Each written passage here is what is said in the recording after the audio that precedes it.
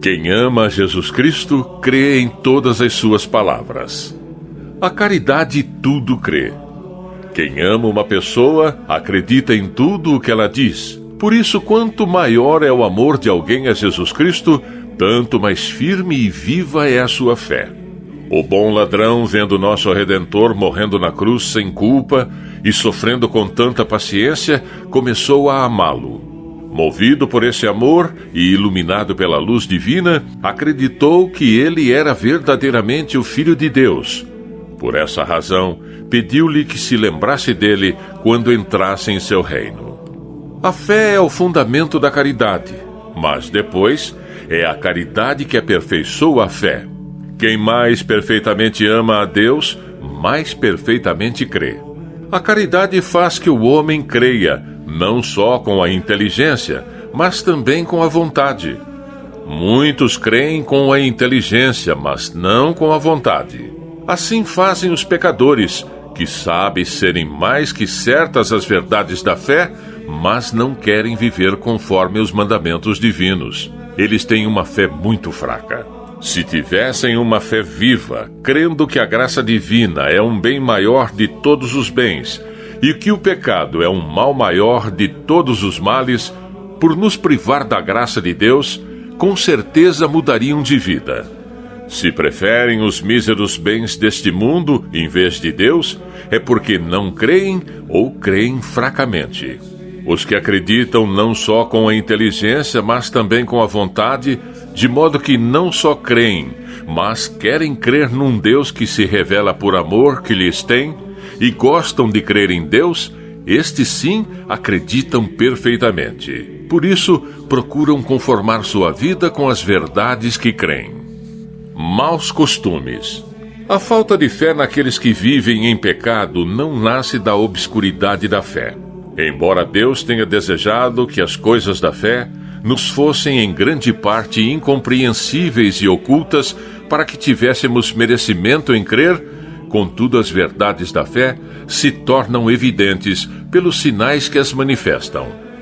Não acreditar nelas seria não só imprudência, mas também falta de religião e loucura. A fraqueza da fé de muitos nasce de seus maus costumes.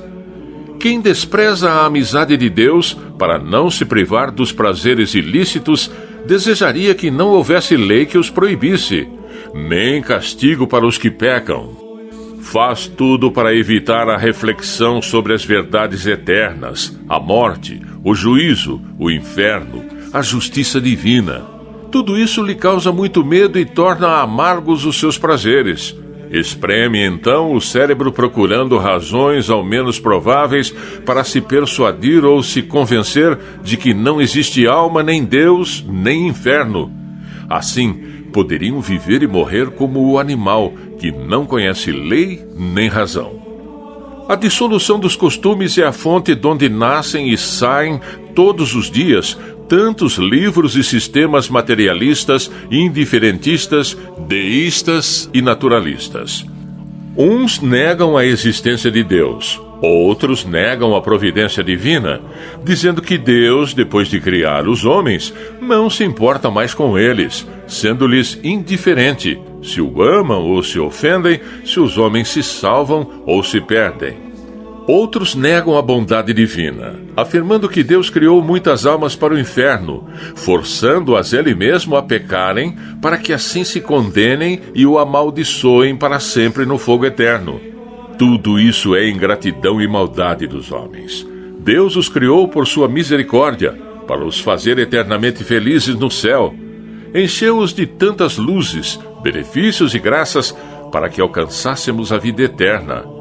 Para esse mesmo fim, ele os remiu com tantas dores e com tanto amor. E os homens se esforçam por não acreditar em nada, para se entregarem aos vícios e viverem à vontade. Mas não adianta. Por mais esforços que façam, nunca esses infelizes poderão libertar-se do remorso da má consciência e do temor da justiça divina. Certamente não poriam em dúvidas as verdades da fé, e acreditariam firmemente em todas as verdades reveladas por Deus se deixassem os vícios e se dedicassem a amar Jesus Cristo. verdades eternas. Quem ama a Jesus Cristo de todo o coração tem sempre diante dos olhos as verdades eternas e por elas regula suas ações. Quem ama a Jesus Cristo entende muito bem o que diz a Escritura. Vaidade das vaidades, tudo é vaidade. Toda a grandeza terrena é fumaça, engano e lodo.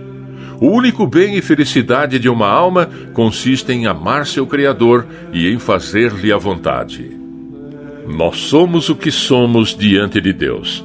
De nada vale ganhar todo o mundo se a alma se perde. Todos os bens da terra não podem contentar o coração do homem. Só Deus o satisfaz. Em resumo, é preciso deixar tudo para ganhar tudo. A caridade tudo crê. Há cristãos que não são tão perversos como aqueles dos quais falamos, os quais não creem em nada para viverem nos vícios sem remorsos e com mais liberdade. Existem cristãos que acreditam, mas têm uma fé fraca. Creem nos sacrossantos mistérios, creem nas verdades reveladas do Evangelho, a Santíssima Trindade, a redenção, os sacramentos e outras, mas não creem em todas. Jesus Cristo disse: felizes os pobres, felizes os que choram, felizes os que sofrem perseguições, felizes vós, quando vos amaldiçoarem e disserem todo mal contra vós. Foi assim que falou Jesus no Evangelho. Mas como se pode afirmar que creem no Evangelho os que dizem: felizes os ricos, felizes os que não sofrem, felizes os que procuram prazeres, infelizes os que são perseguidos e maltratados pelos outros? É forçoso dizer destas pessoas que ou não creem no Evangelho ou só creem em parte. Quem crê em tudo, aceita como felicidade e graça de Deus o ser pobre, o estar doente, o ser mortificado, desprezado e maltratado pelos homens. Assim crê e assim fala quem crê em tudo o que o Evangelho diz. Essa pessoa tem o verdadeiro amor a Jesus Cristo.